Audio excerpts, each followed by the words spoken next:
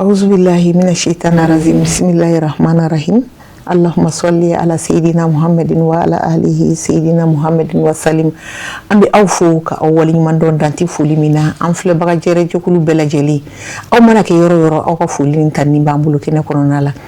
émission du ani dembaya aw sogoleme ale de la Cherifula TV ambali sanfela la ni watina ambi amfafu ananya joyoro Aseyid Ousmane Cherif Madani Haidara anaka dembaya anaka numbago bela jeli bada fuli abinya shuma sanga ani wati fuli ni tani dilengo amfama no Aseyid Ousmane Cherif Madani Haidara anya ira awla ka fo émission ta ku folo aw yo fle do ko temeli ambe ta ku fulana kene kononala kinimbolo ya mfanfe oyi madame Sangari aja nene kuni ale centre Sœur Marguerite no flemni badalabu sema jigi sema koro yorola o promotrice do ale de bambulo plateau kan uladaina aywa manguru nyam fanfe ale madame Jawara Mariam Silbi ale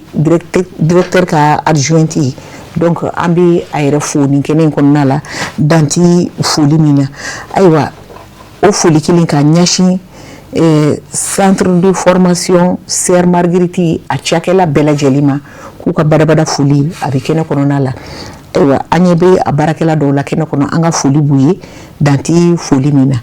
ewa fuli dilongo ni bela jelima amba nyashi ambal mamsuma moy Mariami madame Jawara ani nafunu so centre Sœur Marguerite kono chedo nga halbi amagobe kuna funi tola centre Sœur Marguerite auka deme fasuwa jumaudi kanyashi mugoma ambora ka awninga deme mwani nga deme su jumani mugo su jumanga nga deme usoro ayo nya fani ayo sisa deme suya jumani be di mugoma centre Marguerite abo warjeri di mugoma wa centre Marguerite obi minawndi di mugoma wa obi mugo deme ko chudi bon centre Marguerite la même mugo deme ni barade bo bara munno kala libola so libola nglambola maquillage bola alen bola crochet ama mugo deme nule aywa madame la promotrice aja neni bobu bulu ka fara Mariam Taka bon ande mugo deme parce que nya finyana chuga mina muso mago be deme de la kosebe ka fo muso mago be deme na palmi muso barake bara nyuma ni muso ke a deme na kosebe donc muso mago be deme de la kosebe surtout muso mani yere pour que ka se ka fenge ni aye deme soro o de kan sinon alaba beto baladin la jinya fe avec de fengalo ni jinya fe donc ni sukube non ki se ka demsanu deme barala chugomi ibu deme ka se ka ubo palo na bolona awo aywa ambi fola ya ira ka fo ko centre Marguerite bi tayle wakati mkonona la ko mo woro di kumba ko aywa bi mo jolli no na bi centre Sœur Marguerite kono bon centre Sœur Marguerite bi amko kacha parce que groupe ret la fly soma da fela bi ou la fela bi bara beke soma abeke ou la fe yayi awo ok aywa ambi ofu oka wala lichuo chingmaina aywa centre Marguerite adayele ni kile ka sebima awi fenju mende sura kono minkera ni sondiai centre Marguerite promotrice erema bon ne reconnais min sura kono min jara mere ko sebe chiana ne benga barakela ufo ko sebe be mettre ufo parce que mettre minu ba kono ni ubise ni boka di mo no ba boka di tellement que ka baraka duye yaro nga directeur yere côté Mohamed Seba baraka di ali na le nana sokoma fushu a bɛ centre kɔnɔ yaro ye dɛmɛba ye donc baara ka da ni ye cogo min a b'a fɛ écoledenw fana ka baara kɛ ten maître fana b'o cogo kelen na maître bɛɛ bɛ ten Aïcha Mariam u bɛɛ de b'o cogo la n tɛ se ka dɔ tɔgɔ fɔ ka dɔ to yen u bɛɛ de bɛ ten ka ta première année deuxième année fo troisième année u b'u nɔfɛ de cucucu ni cacaca la i bɛ baara de kɛ o tant k'i bɔra i ka so ka na k'i bɛna baara de la i bɛ baara kɛ diyagoya donc o de diyara ne yɛrɛ ye centre in kɔnɔ kosɛbɛ parce que ni denmisɛnnin bilala ka na k'a kana baara la n'a ma se ka fɛn kɛ ka se somɔgɔw ma a ye 3 ans kɛ a ma se ka fɛn kɛ ka di somɔgɔw ma ale y'a ka 3 ans kɛ somɔgɔw bɛ wari ka k'a sara nafama ye baara la e yɛrɛ min ye maître ye i bɛ ɲugu i yɛrɛ la promotrice ye e yɛrɛ min ye yɔrɔ dayɛlɛ i bɛ ɲugu i yɛrɛ la tiɲɛ wa nkalon donc vraiment ne y'o min ye centre kɔnɔ o diyara ne ye kojugu maître u ni bɛ baara kan Seba yɛrɛ fana ni bɛ baara kan alhamdulillah Mariam ayiwa e bɛ centre in kɔnɔ ye i bɛ baara la yen nisɔndiya ko jumɛn de i yɛrɛ fana sɔrɔ centre in ka baara taabolo la bon nisɔndiya caman ye ne sɔrɔ parce que i b'a sɔrɔ ekɔliden minnu bɛ bɔ a kelen kelenna fɛn fɛn bɛ yen u bɛɛ bɛ se ka baara k'u yɛrɛ hali k'a da tigɛliko ɲuman ni monteli ɲuman u bɛ se k'o kɛ donc u y'anw yɛrɛ fana maa kunkɔrɔta ko de parce que ni mɔgɔ dir'i ma k'i k'a dege baara la n'a bɔra n'a tɛ se o y'i ma kuma sulu de mais n'a bɔra n'a bɛ se ka dɔ tigɛ a yɛrɛ ka dɔ kala o y'i ka ala tanu ye ayiwa centre Sœur Marguerite a sigilen tile kana se sisan ma promotrice y'a fɔ cogo min na à peu près 29 ans san 29 den bangen'o kɔnɔ min bɛ kɛ fɛn ye den bangen'o kɔnɔ olu ye dutigiw ye bi ayiwa muso minnu ye centre Marguerite baara kɛ yali a musow bi na u bɛ se k'u disi gosi muso dɔkɛlaw cɛla cogo di u bɛ muso dɔkɛlaw u cɛ danfara ye mun ye ou bien u bɛ muso dɔkɛlaw fɛ ou bien u bɛ muso dɔkɛlaw kan yɛrɛ de bon kuma la surunya la ne bɛ se ka fɔ n k'u bɛ muso dɔkɛlaw kan u b'an kan bisimila parce que kalali ye fɛn min a ma nɔgɔn imagine k'a fɔ k'i b'i ka cɛlasigi ci kɛ ka denmisɛnninw ka entretien kɛ ka tila k'a fɔ k'i bɛ bɛn n'i ka baara ye ko nɔgɔma fan si tɛ a tɛ taa timinandiya ni cɛsiri yɛrɛ kɔ i b'a sɔrɔ seliw mana se siɲɛnaw bɛ kɛ fɛn bɛɛ bɛ kɛ bon a tɛ sokɔnɔna baaraw bali a tɛ cɛlasigi ci bali a t'i ka ci wɛrɛw lasa quoi baara in yɛrɛ ye kanu dɔrɔn de adamaden filɛ n'i ye diɲɛlatigɛ fɛn o fɛn kanu i bɛ se ka nɔ bɔ a la ayiwa madame la promotrice dɔ b'i bolo ka fara Mariam ta kan bon dɔ bɛ ne bolo ka fara a kan parce que ale yɛrɛ ye centre produit dɔ ye ale yɛrɛ y'a ka écoledenya kɛ centre la ka n'i ta k'i kɛ maître ye o centre kelen kɔnɔ fo ka kɛ directrice ye y'a dɔn cɛsiri don mais an b'a burankɛ fo kosɛbɛ a cɛ tɛ fo dɛ burankɛ de bɛ fo nin mana na centre la ale bɛ fɔ Ngolobugu de la centre bɛ Badalabugu a bɛ bɔ fo Ngolobugu la ka na centre la ni seli sera a y'a f'i ye cogoya min na a buramuso fila bɛɛ bɛ jɛ a kɔ u t'a ɲininka foyi la a bɛ tile ka baara kɛ k'a ka selima kalali kɛ fini min filɛ ka na a yɛrɛ ka kalalen don donc ale yɛrɛ ye centre produit ye ni muso cɛsiri tɛ ni cɛsiri tɛ a tɛ se ka kɛ burankɛ jɛn'a kɔ buramuso jɛn'a kɔ o bɛɛ y'a to a bɛna a ka baara kɛ a bɛ kalali kɛ a bɛ selimafiniw kala a tɛ ɲininka a dɔrɔmɛ la donc vraiment an bɛ burankɛ fo o yɔrɔ la donc baara in ye timinandiya de ye ani kanu baara baara o baara n'i y'a kanu i b'a kɛ an b'a fɔ fini filɛ nin ye anw fɛn fɛn filɛ nin ye tailleur de ye nin fini bɛɛ kala o ni tailleur ta a tɛ kala o min filɛ e yɛrɛ la madame Jaabi tailleur de y'a kala n'a kalala n'a ma ɲɛ i b'a fɔ o bon anw ka ekɔliden kelen kelenna bɛɛ modèle t'u troisième année modèle t'u kamana gan o u b'a kala de k'a ɲɛ wajibi n'i m'a kɛ i tɛ bɔ o diplôme tɛ d'i ma i b'a kɛ de k'a ɲɛ u ka défilé fini u yɛrɛ de b'u ka fini bɛɛ kala bɛɛ b'i ka création kɛ donc vraiment baara ye fɛn dɔ ye c'est un métier qui n'est pas chômé a baara chômelen tɛ du tout donc n'i y'a kɛ i b'a nafa sɔrɔ seli la i b'a baara kɛ i b'a nafa sɔrɔ hali fatɔ kuma la surunyala hakɛto bɛ kuma kɛrɛfɛ hali fatɔ n'i y'a ye bi fini de y'a kana donc fini jɔn de y'a kala tailleur de y'a kala donc vraiment baara min don baara lankolon tɛ quoi awɔ c'est vrai ayiwa an bɛ aw fo ka aw waleɲuman dɔn ayiwa mɔgɔ dɔw bɛ yen dɔw tilala kalan na u ma baara sɔrɔ dɔw ye kalan daminɛ kalan ma taa ɲɛ dɔw yɛrɛ ma ci école la nin bɛɛ lajɛlen na centre bi sugu jumɛn de ta kelen a filanan mɔgɔ jumɛnw de bɛ yen mɔgɔ dɔw bɛ yen fana minnu bɛ yen n'i y'a f'u ɲɛna ko u ye kalan dɔ kɛ k'u ka taa sigi machine kunna ko tailleur ou bien dɔw b'a ye a ye dɔw b'a fɔ ko karisa k'a bɛ taa baara la ko nin ye baara ye ko tailleur jalani donc e bɛ se ka mun de fɔ olu ye i ko kuma yɛrɛ diyara ne ye kosɛbɛ n bɛ foli ta k'a di n ka ekɔliden dɔ ma ye ko Mayi u bɛɛ k'a ma ko tani Mayi tani Mayi ne ba ni min ma ci ka taa ekɔli yɛrɛ la e ka di ne yɛrɛ ye kosɛbɛ i ma ci yɛrɛ de fiyewu e kana kalali kɛ bani e bɛ nafa bɔ kalali la ne tani Mayi f'i ye yɔrɔ min na station Shell la Badalabugu pont donda in na Mayi bɛ feere kɛ yen de madame Jabi Mayi y'a ka feerekɛ minɛn da ka na kalali la Mayi bɛna kalali kɛ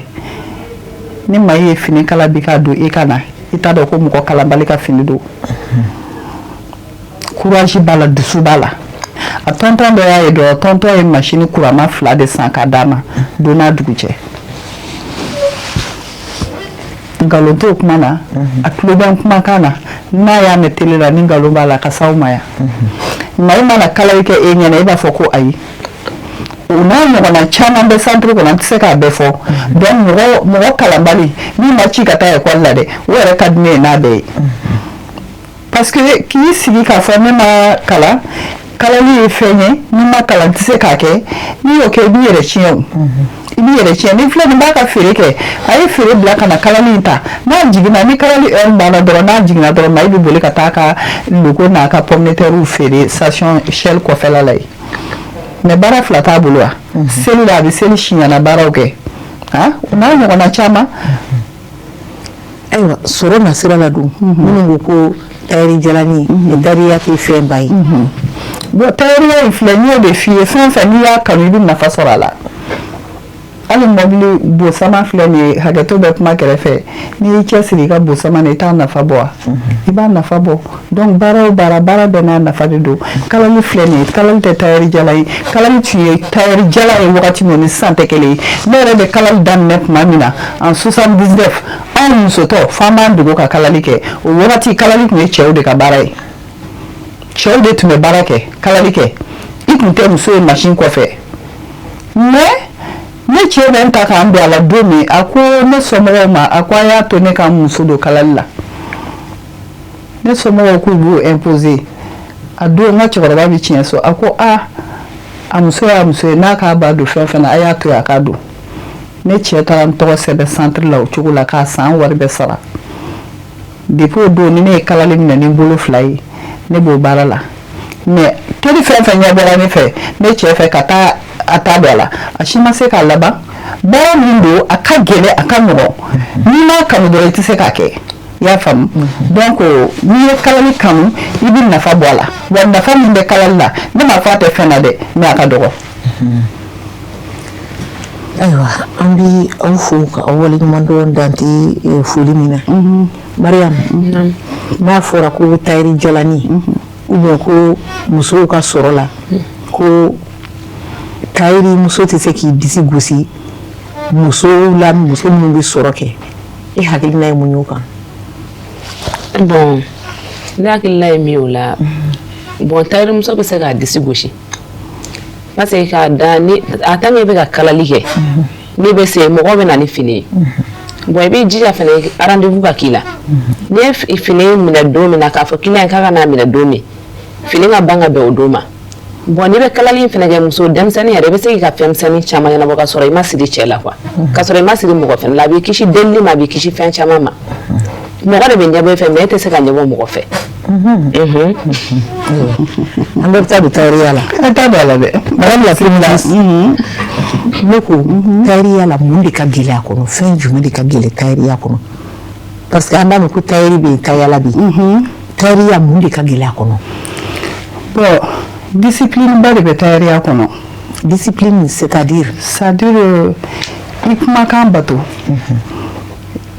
baro anw makala i kumakan bato madame Jaabi filɛ nin ye sisan kɔɲɔ bɛ e bolo e taara i ka fini di atelier la ko k'a kala ni fini taara di ko k'a kala e ka kɔɲɔ ye sini jeudi ye sisan e nana ni fini ye bi tailleur ye fini minɛ bɛɛ b'a dɔn sini kɔɲɔ ka fini minɛ bi k'i k'a kala ka bɛn sini sɔgɔma ma yala a ma nɔgɔn bon e dun jigi b'i ka fini kan parce que tailleur y'a minɛ ka ban e tailleur e min y'a minɛ n'i bi si ɲɛna kɛ i bi fɛn fɛn kɛ o kɛ o fini o kan pour que e kana sɔrɔ sini kabiri 6 heures e bi don da fɛ o k'a sɔrɔ fini bannen emballelen dalen don i ka rendez-vous respecté ni m'o respecté e jigila bɛ tigɛ e kan ka taa kɔɲɔ min na i laban yɛrɛ i tɛ se ka taa kɔɲɔ la parce que i jigi b'i ka fini kan k'a don i m'a sɔrɔ kuma la surunyana hali n'i taara fana i tɛ bɔ i yɛrɛ la parce que min kun ka di i m'o sɔrɔ voilà donc n'i y'o sɔrɔ fana i jija fini min b'a kala a ka k'a tigi ka modèle ye ou bien a ka tɛmɛ a la ka kala k'a ɲɛ sur mesure o bɛ kalali kɔnɔ finition bɛ kalali kɔnɔ mais sisan tailleur mago tɛ finition na u mago tɛ emballage la u mago tɛ foyi la i bɛ taa yɛrɛ tailleur dɔw bɛ yen u bɛ fini ban dɔrɔn fini yɛrɛ i bɛ taa sɔrɔ fini yɛrɛ ma ban fini bɛ machine kɔrɔ a bɛ fini tɔ laban ɲɔgɔn bolo k'a mɔntɔn k'a don i bolo i bɛ taa n'i ka fini e bɛ taa dɔrɔn e bɛ taa sɔrɔ fini ka bon ou bien a ka dɔgɔ donc yala a ma nɔgɔn baara la kalali a baara ka gɛlɛn kojugu bon n b'o yɔrɔnin fana fɔ tailleur u k'u janto o yɔrɔ la kosɛbɛ mɔgɔ min ka baara y'o ye n'a ye fini kala n'i m'a sɔrɔ a ka jan i b'a sɔrɔ bɔrɔ don wari i b'a sɔrɔ machine panpanna kun e yɛrɛ bolo u bɛ jate tailleur fɛ wa ou bien hali bi o ye paranti de mais atelier b'a bolo bon ne ba atelier bɛ n bolo ani n ye tailleur ani n bɛ se kalali la kelen fana tɛ parce que aw yɛrɛ ka kuma don diɲɛ baara o baara n'i b'a kɛ n'i m'a kalan k'a ɲɛdɔn fana fu don f'i k'a kalan k'a ɲɛdɔn o de la centre de formation ninnu filɛ nin ye u ka baara ni atelier baara kelen tɛ kosɛbɛ parce que centre de formation tu apprends i bɛ sɔrɔ k'a kɛ fɛn caman b'a kɔnɔ quoi même le simple fer à repasser i bɛ dege nin bɛɛ la centre de formation na mesure tacogo nin bɛɛ de bɛ yen fɛn bɛɛ de bɛ formation kɔnɔ donc e ma o kɛ e sina ka taa atelier dayɛlɛ ko n ye machine den kelen sɔrɔ n bɛ taa n sigi n bɛna wari ɲini donc aw tɛ se ka kɛ kelen ye o en général parce que an ka école filɛ nin ye écoledenw filɛ nin ye mɔgɔw bɛ taa an ka troisième année tilalen ninnu ɲini ka taa bila u ka atelier la o caman caman de bɛ yen hali sisan ne ka diplôme di bɛna kɛ diplôme mana di sisan ni mɔgɔw y'a ye u bɛ taa denmisɛnninw tɔmɔ ka taa n'a ye u ka yɔrɔ la min ka surun yɔrɔ min na n b'olu d'u ma parce que écoledenw fana filɛ n'u tilala suivi de fana b'u kan hali ninnu minnu filɛ u bɛ taa ka taa stage de kɛ ta stage de kɛ n'u ye stage kɛ n'u tilala nin bɛɛ kɔfɛ tuguni diplôme bɛ tila ka di donc n b'o de f'i ye formation ani foyi tɛ kelen ye donc formation i b'a a ɲɛɲini de k'a dɔn o ni minnu bɛ si ten nɔ ka taa atelier dayɛlɛ ten ko machine kelen bɛ n bolo n bɛ atelier dayɛlɛ hakɛto bɛ kuma kɛrɛfɛ fɛn kelenw tɛ quoi awɔ ayiwa an b'i fo Mariam aw ka suivi bɛ kɛ cogo di ni écoledenw bɔra aw b'a kɛ cogo di bon ne écoledenw bɔra i b'a sɔrɔ dɔw bɛ taa atelier wɛrɛw la bon dɔw b'u ka atelier fana dayɛlɛ donc ni minnu ka atelier dayɛlɛ mais minnu bɛ atelier wɛrɛw la donc an yɛrɛ bɛ déplacer an bɛ t'u lajɛ n'a sɔrɔ u bɛ ka baara kɛ cogo min na n'a baara tagabolo ka ɲi an b'o f'u ɲɛna n'a tagabolo yɛrɛ fana man ɲi a kan ka kɛ cogo min na an b'o ɲɛ yir'u la ayiwa madame la promotrice i bɔra k'a fɔ an ɲɛna nisɔndiyaw minnu y'i sɔrɔ o y'i ka baarakɛlaw ye wa diɲɛ baara n'i b'a la nisɔndiya bɛ yɔrɔ yɔrɔ nisɔngoya bɛ yen ayiwa gɛlɛya jumɛnw de fana ye aw sɔrɔ baara in kɔnɔna la i bɛ se ka min fɔ an ye ayiwa baara n'a ka gɛlɛya tɛ ban o depuis ne ka baara daminɛ ne m'a f'i ye n ko gɛlɛya b'a kɔnɔ an y'a daminɛ ni mɔgɔ wɔɔrɔ de ye yarɔ o ye gɛlɛya ye n'a fɔra e ka yɔrɔ sara ka mɛtiriw sara yara a ma nɔgɔn donc gɛlɛya belebeleba tun bɛ yen nka bi bi in na alihamudulilayi mais halisa gɛlɛya tɛ ban baara la k'a fɔ gɛlɛya tɛ ban baara la an bɛ location de la halisa centre de location de la alsa donc o ye gɛlɛya belebeleba fana ye y'a ye donc an b'o cogoya de la awɔ ayiwa an b'i fo hali bi centre bi baara kɛ ni structure jumɛnw de ye ou bien centre bi baara kɛ ni association jumɛnw ye aw bi baara kɛ mɔgɔ jumɛnw bi dɛmɛ lase aw ma bon an kɔni an bɛ baara la minnu bɛ dɛmɛ s'an ma c'est comme an bɛ bourse di minnu ma n'o ye solidarité vraiment an bɛ solidarité foya kosɛbɛ kosɛbɛ depuis an ye partenariat kɛ an n'u cɛ solidarité b'an dɛmɛ u b'an dɛmɛ à 100%. u b'an dɛmɛ ni fini ye u b'an dɛmɛ ni kumakan duman ye vraiment an bɛ solidarité directeur fo ye kosɛbɛ hali ɲinɛ o sisan u bɔra ka fini paquet de d'an ma ani garew ani ciseaux donc o ye dɛmɛ belebeleba de ye ani El Farugu fana u fana b'an dɛmɛ u seko damayira la awɔ ayiwa Mariam aw ka centre n'o ye centre de formation Sœur Marguerite ka taa fara centre tɔw yɛrɛ kan a ka jan bari bi nin centre cayalen bɛ yɔrɔ caman na a dayɛlɛlen bɛ Mali kɔnɔ yɔrɔ caman aw ka kan ka mun de kɛ hali bi walasa k'aw ka baarakɛta yɛrɛ renforcer minnu bɛ taa baara kɛ komi madame la promotrice y'a fɔ cogo min na u ka se ka bɔ baara ninnu kɔnɔ ni wasa ye u ka se ka bɔ baara ninnu kɔnɔ ni kunnawolo ye aw ka kan ka mun de kɛ hali bi walasa ka se ka baara in kɔkɔrɔma don bon an bɛ min kɛ hali bi o ye cɛsiri de ani ka denmisɛnnin ninnu nɛgɛ parce que n'i ma mɔgɔ nɛgɛ a tigi tɛ se ka don i sagonada fɛ bon an b'u nɛgɛ u ka se ka baara kɛ puis an b'an cɛ fana siri cogo bɛɛ lajɛlen na u ka se ka baara in ɲɛdɔn ka faamuyali sɔrɔ a la ka se k'a kɛ o de kɔni y'an ka laɲini ye madame la promotrice Aja Nene dɔ b'i bolo ka fara Mariam ta kan bon kuma bɛɛ fɔra k'a ban denmansaw an kɔni bɛ min ɲini u fɛ u ka denmisɛnnin ninnu dɛmɛ halisa u kana denmisɛnninw to so kɔnɔ minnu b'u bolo yen u k'u labɔ ka t'u don kalaliw la a kɛra Aja Nene yɛrɛ fɛ yen Badalabugu ye o a kɛra yɔrɔ o yɔrɔ ye u ka denmisɛnninw don centre la parce que denmisɛnnin dalen so kɔnɔ ten n'a ma tiɲɛ a tɛ ɲɛ dɛ u ka taa denmisɛnninw don baara la u ka bololaminɛ kɛ o de fana ka fisa kundilan bɛ yen jabida bɛ yen ayiwa galadon bɛ yen a bɛɛ de bɛ yen nɔ u ka taa denmisɛnninw don baara la kalali bɛ yen awɔ ayiwa Mariam une minute folikan ɲuman b'i bolo ka émission kuncɛ bon folikan min bɛ ne bolo n bɛ Sirifila mɔgɔw fo a diyara an ye bon foli belebeleba yɛrɛ fɛnɛ n b'o d'an ka promotrice ma ale ni centre baarakɛla bɛɛ lajɛlen ani ɔkɔlidenw yɛrɛ ani an lajɛbaga bɛɛ lajɛlen ok merci beaucoup ok madame la promotrice folikan jumɛn b'i bolo ani welewelekan jumɛn b'i bolo ka ɲɛsin a ka diya Mali musow ma hali bi bon Mali musow kɔni an y'u dɔn ni cɛsiri ye ne bɛ foli belebeleba di Sirifila ma a diyara an ye karamɔgɔkɛ yɛrɛ n'o ye cɛkɔrɔba yɛrɛ ye ka foli belebeleba d'a n'a ka denbaya ma k'a hayidara ka nin yɔrɔba in dayɛlɛ k'a bila bɛɛ bɛ dɔ fɔ a kɔnɔ an bɛ foli d'a yɛrɛ ma e yɛrɛ Madame Jabi i yɛrɛ ni cɛsiri i fana ye muso cɛsirilenba ye o parce que mɔgɔ min bɛ mɔgɔw ta plateau kan bɛɛ tɛ dɛ